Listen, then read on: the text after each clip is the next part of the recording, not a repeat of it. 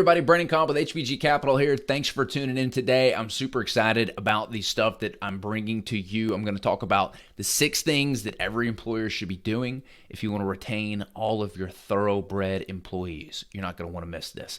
First, if we've been having a one-way conversation and you've been interested in learning more about how you can invest in recession-resistant assets and receive passive income, go to our website, hbgcapital.net, or send us an email. We would love to sit down one-on-one and learn more about you and see how we can help. All right, so off to the races here. 6 things you can do to keep your A-plus talent employees. I've got my notes right here. I'm going to give you 6 stories and examples of how we're doing this so it can really hit home. Number 1 is you want to make sure that you're developing them and you have a consistent game plan for developing them. We made a hire recently that was in a position, it's more of we call it the director of first impressions role, also executive assistant role, helps me keep my life together, basically. And I, knew off the bat that this person was somebody who was very interested in learning more. They're very interested in growing. They're kind of sort of new to real estate, not really, but they're sort of figuring out exactly what they want to do with the whole real estate career path. And, we're a natural good fit for this because we're doing some pretty interesting stuff and we're sort of all over the place. And I could tell she was very, very interested in what we're doing. So we have an onboarding program that's designed to get them up and running and on board, with the company. We have training courses on how to get you implemented in certain things, and she's doing social media management. So we said, hey, pick out some courses you think that would be good to take on social media, manage it. But besides the stuff that we needed as a company, what I also was interested in was her deciding on what courses that she was interested in and that she wanted to take. And I could tell she really wanted to think about this when I asked her to send me 3 courses that she wanted to take that were not work-related. I said, if you want it to be work-related and you're interested in it, sure, we can do that, but it can be about anything. 3 courses, I'll pay for it. I'll front the full bill.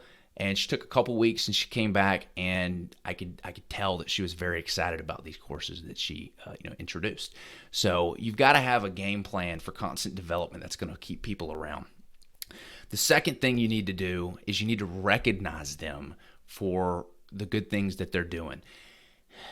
We live in the American culture where everybody lives by the whip. You do something wrong, that's usually when you get recognized for something because you hear about it. It's not as often that you have good, positive recognition for the things that you're doing. You got to think, if people out there busting their butt every single day with you in the trenches, grinding, they want you to know that you're aware of it. And, a lot of times, especially as you grow into a bigger organization, it can be hard to know exactly what's going on a daily basis because everyone's running 100 miles an hour. And so I'll recognize people. I'll sit down with them and I'll say, hey, look, I know you've been working really, really hard. I just want you to know that it doesn't go unnoticed. And that speaks volumes because they don't know. It's hard to know every little thing that they're doing that's great. A tip that we've been implementing that I really want to grow here in the organization is giving the people the chance to brag on people. So I always bring it up during my one-on-ones with each person every single week. Is like, what's something you want to brag about? What's going really well? Or what's something you improved? Or what's something that we need to improve? I want them to give them the chance to brag about this. Even during team meetings, I'll kind of try to coax this out of them and recognize all the great accomplishments that they're doing. It's really important. People want to be recognized. The third thing is you got to reward them. If they are grinding, busting your butt, and making the organization more money, you have got to tie their compensation into that in some way, shape, or form. So, one of our field managers, he helps manage a lot of the construction projects that we have. I knew that he was grinding, right?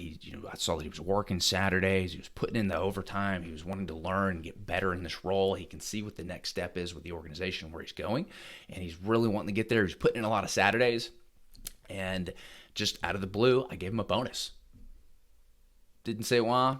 Well, I said why. I said, hey, you're doing a great job. Hey, thank you so much for your hard work. But it wasn't expected, right? Because I knew that the amount of input that he was getting, he was putting in more than he was receiving, right? That's a great mindset in any organization, is if every single person in that organization shows up to work every day and says, I need to deposit more than I can receive, you're going to have a fantastic organization. So that went a long way with him. The fourth is you got to promote him. So same individual, we had him in a role. He came on board as more of like a punch out guy, like handyman. We were struggling in the fourth quarter of all of our renovations and our new construction projects. It just took forever to find the finer details, and we couldn't find good labor to do it. And it was hard to negotiate pricing, and they were asking too much. So we brought this person on board and said, hey, we need you to take these things across the finish line. And he's got the construction background, he's got the construction knowledge, he's got the skills and the know-how. He was a perfect role, and he was killing it in that role. And we eventually promoted him up to the next role where he was doing a lot less of that and more actually managing other contractors. And he's doing a good job to this day. So you've got to make sure that you're promoting people that are doing a good job in your organization. Number 5 is you want to keep them in your sweet spot. So we actually had somebody that was doing a great job, and we put them in a role that they weren't a good fit for. They were a great fit in the role that they had, but we gave them too much responsibility.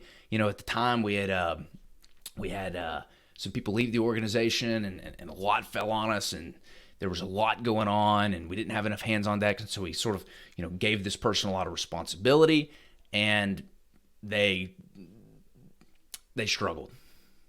And that was our fault. It's my fault, because we put them in a situation where they weren't quite ready for that. So, some other organization may have just fired that person. Oh, you're not doing your job. Get out of here. But we recognized that we didn't put the proper time and training into this person to really make them ready for that position.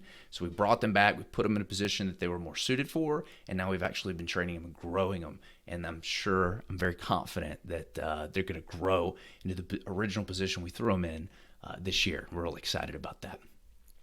The 6th thing you've got to do to keep your employees around is you got to give them autonomy. Stop micromanaging. Micromanaging is probably needed in the beginning when you're onboarding somebody and you're integrating them into all your systems and processes, and they need to know, and they don't feel like they're just thrown out on the water and they can sink or swim, or that they're on an island all by yourself. That's, be very involved in the beginning, but you've got to let them do their job and make the decisions. You can't micromanage every little thing.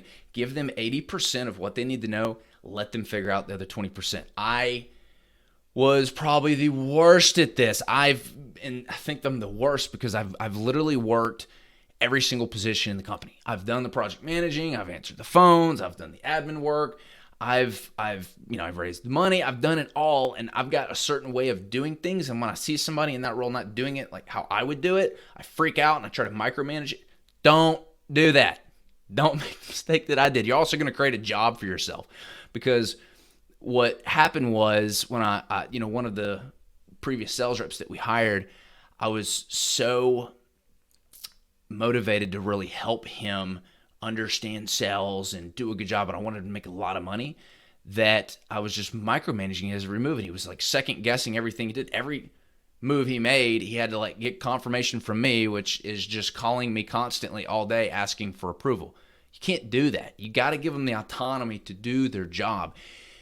Big revelation that I've had last year was, if you're going to hire somebody for a position, that person better teach you something about that position. If you're hiring somebody and you got to teach them everything, that is not the right fit. You're not going to grow aggressively if you do not hire somebody who can teach you something about that position. All right, that's it. That's the 6 things that you need to be doing to retain your key employees.